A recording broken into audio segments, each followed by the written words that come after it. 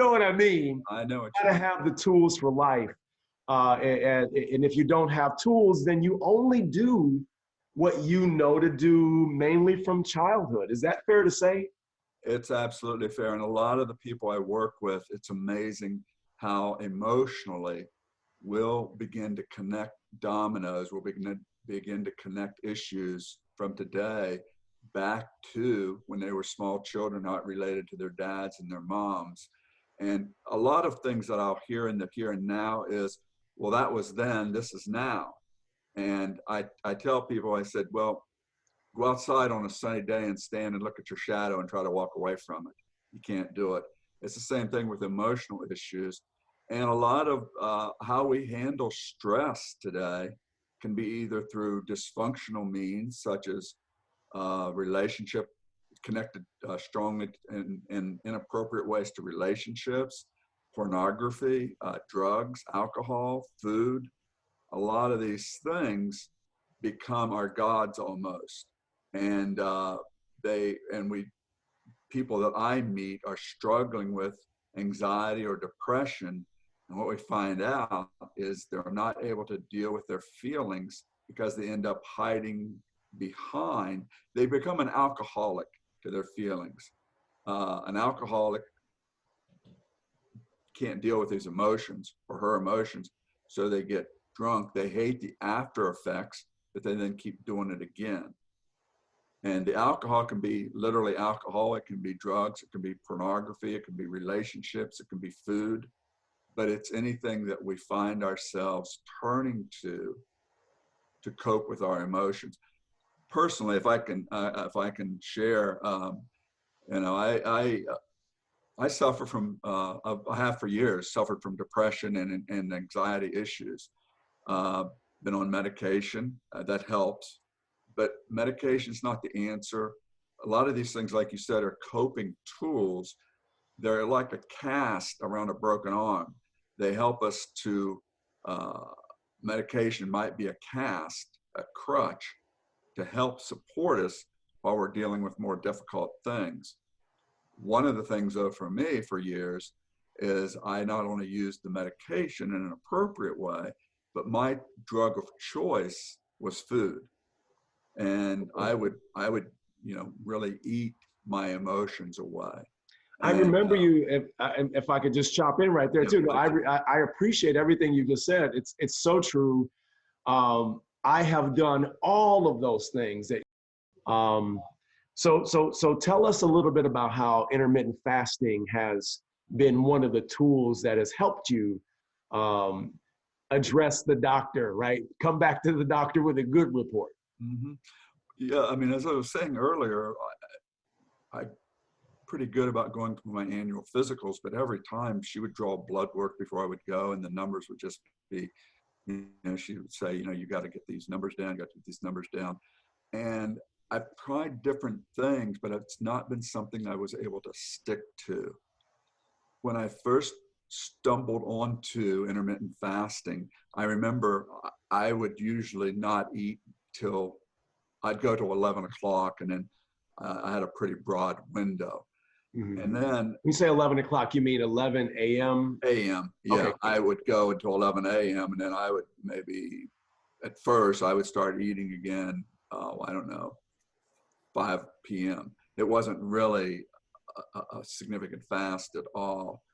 And I have fasted before in my life, and I used to really hate it because felt like I was depriving myself. But with intermittent fasting, I know when I get up this morning, when I got up, and Sunday's more of an idle day, Mm-hmm. but I knew when I got up this morning that for me, I would choose to not eat until 3 o'clock.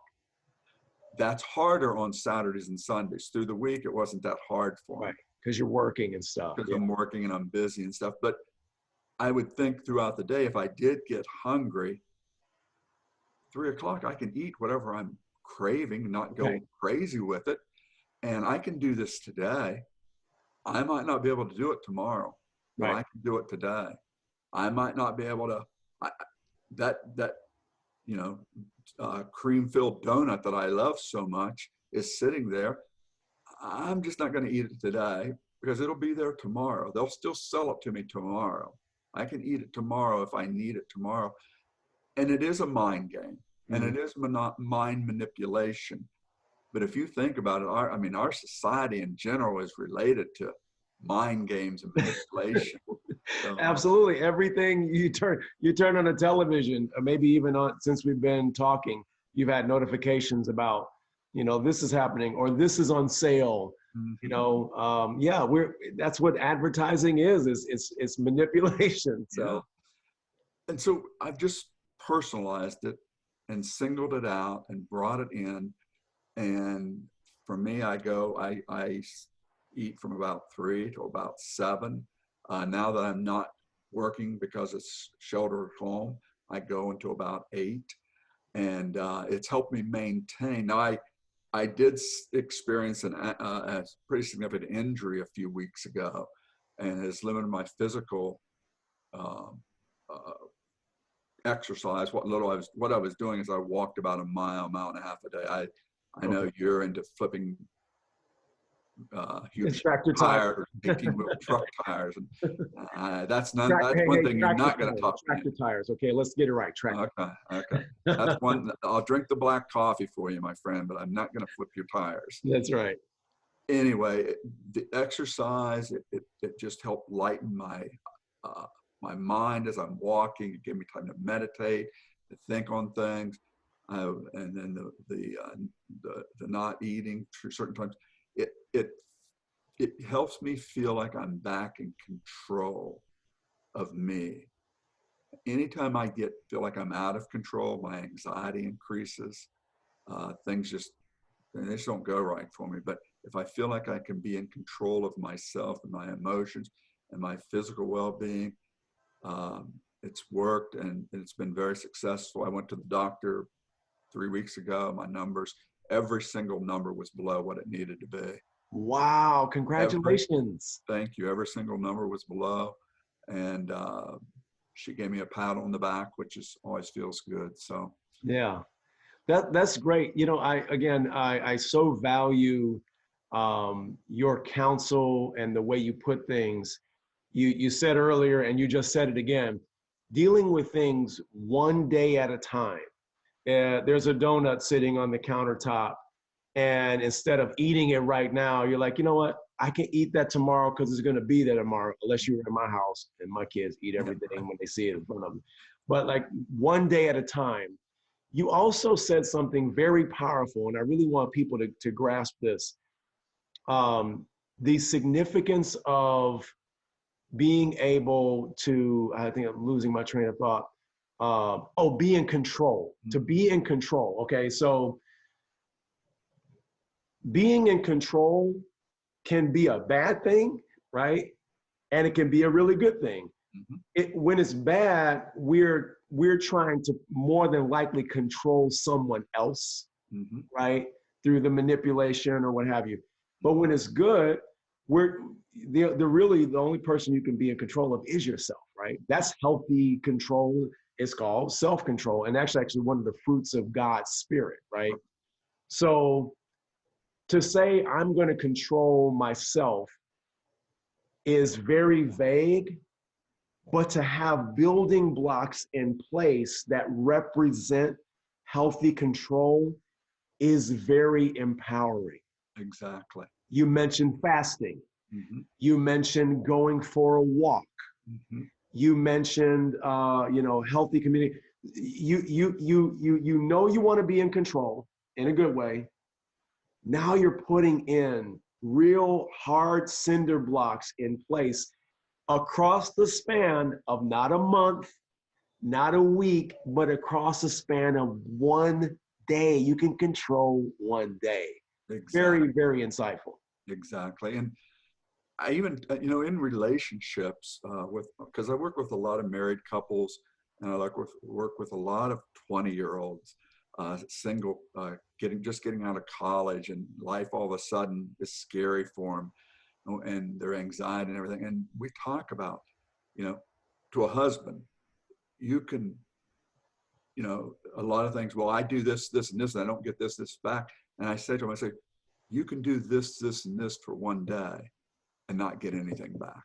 You Mhm. can make it through one day, treating your wife, loving your wife, doing for your wife, whether you get an attaboy back or not.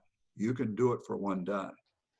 Right. And then you go to sleep tonight and you wake up, okay, again, you're one day. You can do it again for today. Control, control is a big issue for me. The early years of our marriage, I had to be in control, and I used manipulation, and it caused a lot of problems for us until I realized the evil of needing to control others. But The reason why we try to control other people is because we lack control for ourselves, right? Yeah. Exactly.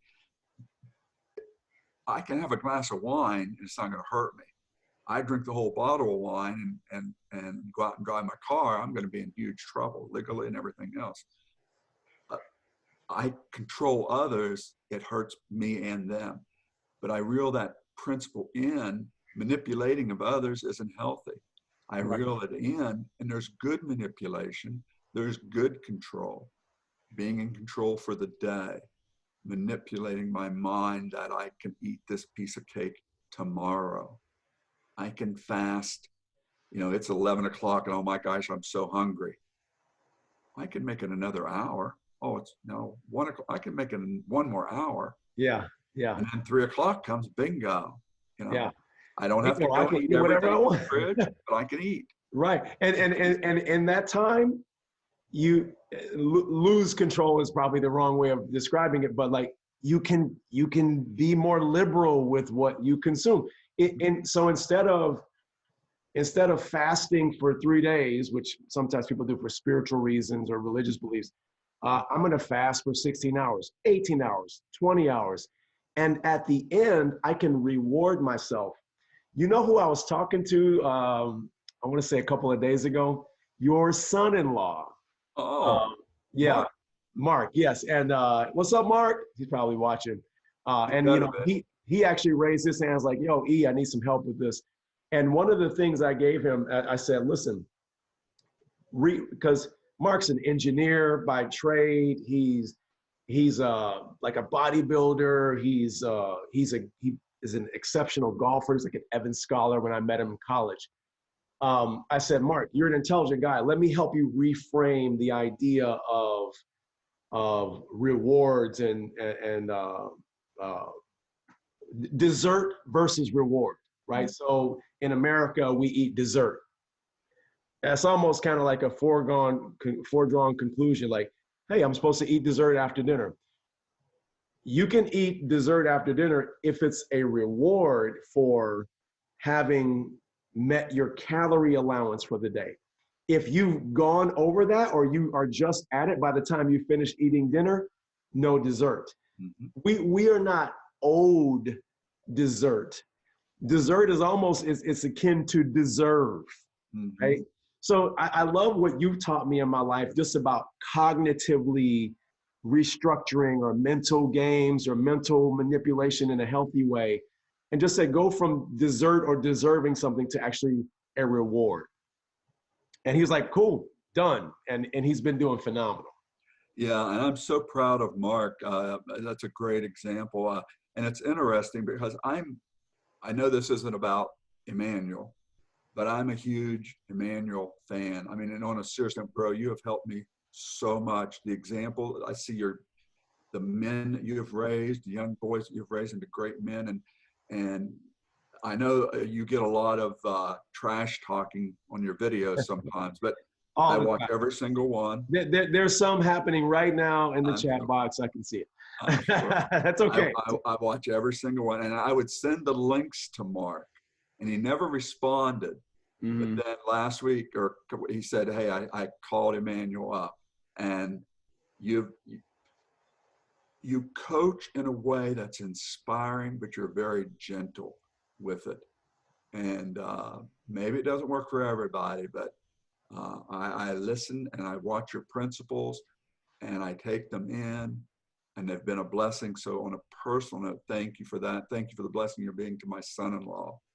For You sure, are man. helping tons of people.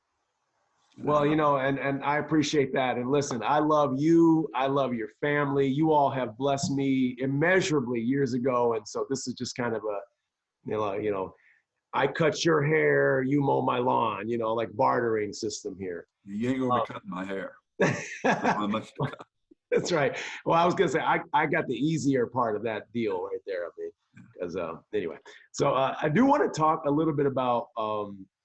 So I was reading something earlier about, and I don't know how much you know about this as in your clinical life, but the effects of like cortisol. I was reading something earlier just about how cortisol as a hormone, it goes up when we're stressed, which is good and bad, right? Just like self-control, like you can be in control and be bad. You can be in control and it be good. The thing I was reading about cortisol, and you can speak to it, you don't have to, is it always goes up when we're stressed, but oftentimes when our cortisol levels spike, what we do with that cortisol spike is grab a burger, grab a bowl of cereal, or in some cases drink alcohol, or just to reduce we think we're reducing the stress. The cortisol is still very high. But when we compound the problem with, when the stress is high, we compound the problem by adding excessive calories to it and sitting down, like you said, which many people do. Eat, lay down, eat, sit down, eat, watch, Tiger King or whatever, eat, watch a binge show. As opposed to when you're feeling stressed, cortisol levels go up and you don't eat anything. What your body then does is in the absence of food, the body goes after visceral fat stores around your organs. That's why, if you notice, and I know I notice this of myself, when I'm fasting, even if it's just for a day, my stomach gets smaller and certain areas of my body where I'm like, whoa, how is this loose all of a sudden? It's the cortisol is grabbing the fuel sources of the visceral fat. And the visceral fat is the thing that killed my daddy. It was the heart attack, the fat around his liver, the fat around these organs. Do you know much about cortisol? I just found that very compelling, the idea of stress. Maybe not cortisol, but the idea of how we manage stress. Well, I know about the stress and how we manage it from an emotional level. The cortisol and the insulin and all, that's what I get from your videos. Okay. So Okay. you're educating me daily on that. I don't know that much about the chemical components, but I do know that when stress goes up, we go to what we have learned to be our pacifier. It's like, and it truly is, it's like going full circle. It's like when a baby is upset, there's something there, either a hug, holding, literally a pacifier in their mouth, comforts them. It brings their stress back down. For me, it's food. For other people, it might be alcohol, it might be drugs, it might be, even more self-destructive things. But all of these things, we are self-destructing, or we're either going to destruct ourselves or take care of ourselves. And I don't mean to harp on this, but it's truly people that get stuck in a mental addiction, and not necessarily so much chemical, drugs, alcohol, even food, but when it gets stuck in a mental addiction of sadness and depression, it feels like it's all consuming. And sort of even losing weight, sometimes it feels like I can never, I gotta lose 60 pounds. I can't, but I can get through today. That's right. I can get through today. Yeah, I love that, man. If that's a takeaway for everybody, and Janine said it last week, Steve's saying it today, get through today. So the idea of stress and managing it with food, alcohol, or other addictive tendencies, I would love to leave my mark on the world with people replacing how the cortisol affects their stress level with just changing the way they think about it. I'm going to, instead of consuming a Burger King Whopper, I'm going to fast for 1 more hour. I'm going to fast for 2 more hours because I got a lot of fuel left in the tank to deal with the stress. And And Burger know King's still going to be there. that's right. The food will still be there, and so will that little tummy tum. Yeah. But if you fast, you're addressing the stress with the fuel that we think we need, and it's helping your body. Everything you said earlier about how your numbers are now where they need to be, it's because you've allowed your body to consume itself in a good way, and now your body is regulating itself the way it should. The other thing that happens when you are, reducing your calories daily, every day, is you build a stronger immunity. I think we all want a stronger immunity right now under COVID-19. Yeah. Nobody's immune to it, right, necessarily, but you can build a stronger immunity by allowing your body to kind of eat itself in the right way. And if we look to where we want to, we all look to where we want to get to, and I understand that. But if that's your focus, the long-term journey is your focus, it does get overwhelming. I want to lose 40 pounds. I can write down on a little note and stick it in a drawer. But right down today, all I want to do is walk by Myers, the donut section, and walk through it, because I know tomorrow, I was in Myers last week, I had my mask on, I'm walking by and I looked over and these cupcakes, oh wow, those look so good. I had to go back to the store the next day for BB for something. I walked by, guess what was still there? They're still there. They're still there. But I didn't I want to show the viewing audience who, Steve before the plus size larger guy, and then I saved this image in my favorites. You know how you can click a heart in your phone on the favorite pictures. This is one of my inspirations when I see this image here, and I'm going to cut away to it in an edit, but I'm going to hold it up here, and hopefully people can kind of see it a little bit. I don't know. I think it was today or yesterday, you posted about your aunt and you said, reach out and love your family, love people, and let them know you're there for them. And I thought that was so inspiring, comforting. There's just, I ended up sending a couple text messages to people that I hadn't talked to in a while. That you would, again, we don't think about it. We just, tomorrow's here, tomorrow's going to be here. Yeah. I sent a couple text messages to some people that I just wanted to tell you I love you. And they were so blessed back. They gave me a blessing back. Yeah, that's good. I'm happy to hear that, man. That's good. Well, you blessed my life immeasurably, as you've heard me say it several times during the course of our interview here today. So yeah, I appreciate that that we're learning from each other still, even years later. If you had a couple of tips or one or two tips that you would give our viewers on managing depression, anxiety, stress during this time, what would you offer?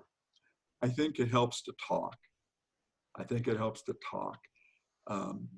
We become our own enemy when we keep our thoughts inside, and what happens is our emotions, they just balloon.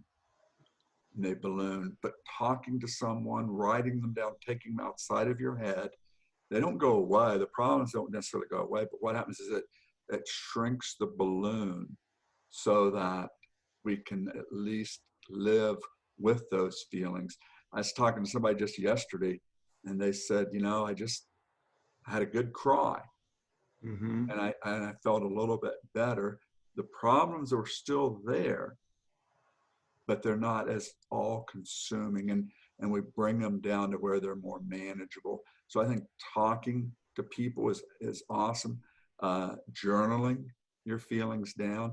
I have a lot of my clients, I encourage them. We talk one Saturday, we talk the next Saturday. Journal, send me an email about what you're struggling with. Don't worry about the grammar, don't worry about sentence structure, just send me your feelings. And because I want the relationship to be more than a 50-minute appointment on a Saturday. And they do that, And they'll say at the end of their journal, I actually feel better. And at the start, there was all this stuff.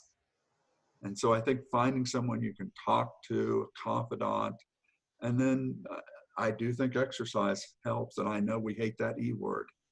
We hate it like anything, but I'm not going to go out and run a mile. I'm not going to go out and run a marathon. I can walk a mile. Maybe tomorrow I can jog a quarter of a mile. Or walk a half mile and then walk half back. Yeah. Little bites. Yeah. And exercise and food and feelings, little bites. I'm going to say something to you that on the first point you were talking about expressing yourself. So you taught this to me 20 years ago, maybe? Oh, more than that, bro. No, okay, take it easy. No, but but I worded it in a way that I'll let you take credit for this, even though this is my way of expressing it. It's the original thought is yours. Do not repress your feelings, because if you do, you will end up depressing them. The way through that is through expressing them. Wow. And it's the same way that you just described the balloon. You've shared that balloon analogy with me several times. When that balloon is filled up, or the repression, right, then it's in an opposite way, it'll explode or expand, but it really is a depression feeling.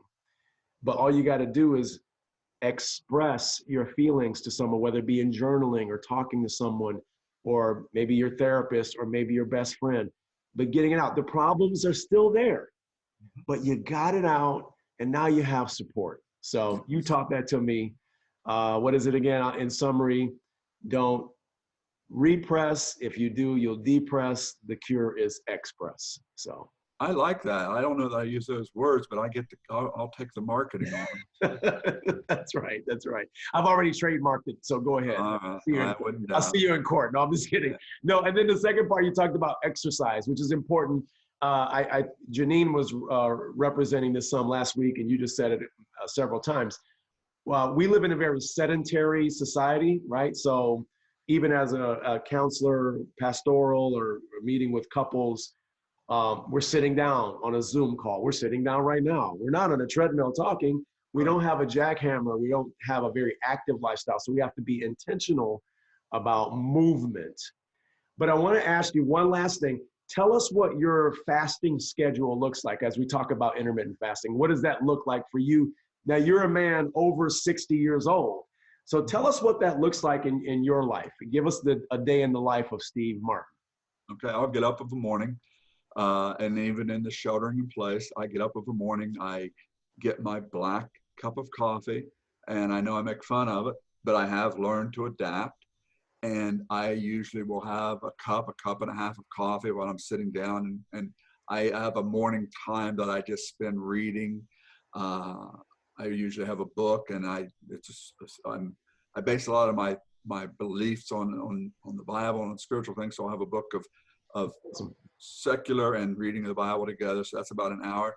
But then I'll go out and I'll take my walk, but I haven't even thought about food yet. Mm-hmm. So I come back and it's mid-morning, and I'll be doing some things on the computer, writing some things. And I don't eat each day until 3:00. And again, there's been days, and BB will say, well, it's only 10 till 3. Do you want to eat? Do you want to sit? No. Because I have to maintain the legalism. I hate legalistic, but I do become legalistic and I eat at 3:00, or maybe I might be doing something. I look up and it's 3:30, and some days I'm like, I'll just wait till 4 and eat. Right. But I eat at 3. I'll eat a snack, maybe some peanut butter, something like that, and then we'll usually eat dinner around 5, 6. And the other night it was almost 6:30. BB said, "Oh, we're busy, so I got to eat because you don't eat after 7." She knows that's my habit. And 7:00, I just stop eating. Yeah. And we'll watch some TV, and I'll get ready and I'll go to bed. And if I'm really hungry at that time, I might get up and go in and brush my teeth before I go to bed. But I might be up for another hour. But I'm too lazy. I've already brushed my teeth, so I definitely am not going to eat anymore. Right. it's Yeah. mind games. It's a good mind manipulation thing. So Yeah. that's my day. That's great, Steve. That's great. And I'll tell you, even though you're 67 years In old, 3 weeks. you know, I happy expect a happy birthday early cake. birthday. No, Right. the schedule you just described is the same schedule that J-Lo uses. So if you want to keep Uh-oh. on going on that path, you might look like J-Lo one day, Steve. I can You know, dance like her. the other actor, oh, please don't dance. I've seen you do that. The other actor is Terry Crews. You know, the guy, he's bouncing his chest around, big muscular guy. Oh yeah. He's on Everybody Hates Chris, on a couple of other TV shows. That's also his fasting schedule. He does, like, I want to say, like an 18 to 20 hour fast a day. Sometimes just eats one meal a day, but usually two. And those come after 3 o'clock. 3 o'clock is his magic time of starting. You're stronger than me, brother. I collapse around noon. My longer days may be 2 o'clock. But good job. Really proud of you, man. Really. Well, you have blessed me. Seriously, seriously. I know we banter a lot. We've been friends for a while, but to reconnect like this, I mean, you've blessed my grandkids that I'm going to probably be, I hope, prayerfully, Yeah. physically, from a physical perspective at least, can be around for them for a few more years. And my son, or somebody told me the other day, they said, Steve, the exit lane's coming up pretty fast here, and it might be, it might be, but at least I feel more healthy, and I can go out. I can actually run after my grandson, my youngest one, and walk upstairs, and I'm not winded. It feels good. There's no price tag on that, man. I think I told you a long time ago, give me 10 months of your life on this program and I'll give you 10 years back. Obviously, I can't promise any of those things. But now here, after doing this for several months and a year or whatever, you know exactly what I mean by what you just said. Absolutely. And we can all do it. And it's not that complicated. Yeah. And you can do it one day at a time. That's right. That's right. Well, Steve, thank you so much for being on our little show, our little internet show here. You've blessed a number of people here, and I actually will make this one YouTube link, and you can find it at Emmanuel Fast Break on YouTube. So Emmanuel's Fast Break, and I'll also try to post a YouTube link here at a later time so we can see Steve again. It's been great having you, brother, and look forward to connecting with you more in the future. Thank you, my friend. Thank you for the blessing you are to me and to so many. Seriously, you're a blessing. Thank you. And happy early birthday to you, and happy anniversary. Please send my best to Bibi. I will.